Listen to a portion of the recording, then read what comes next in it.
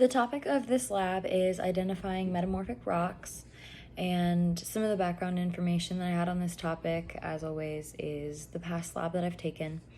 And the scientific question that I formulated for this lab is, given distinctive characteristics and properties of metamorphic rocks, will I be able to identify and analyze these rock samples?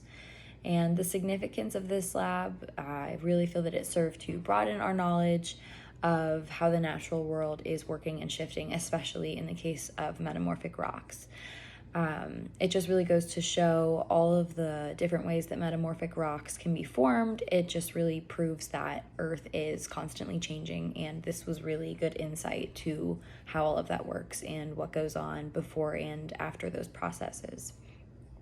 The materials included were, as usual, the packet and the given lab materials, and the results and the data included the metamorphic rock cycle and the characteristics that resulted from them. As I was saying, the behind the scenes things and sort of the before and after of Earth shifts and plate boundaries and mountain forming and oceanic plates.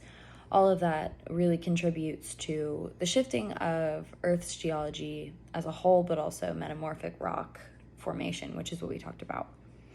The scientific question was confirmed as I was able to develop a better knowledge of metamorphic rocks as a whole and the processes behind them. This lab, I felt like, was a little bit different.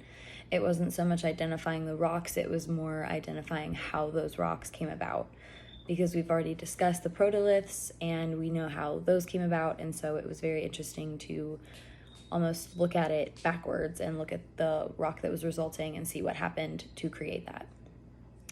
And the future research that could stem from this lab would help to maintain geological environments and monitor them and just overall observe them. And ultimately, what I've come to find from each of these labs is just generally appreciate these things.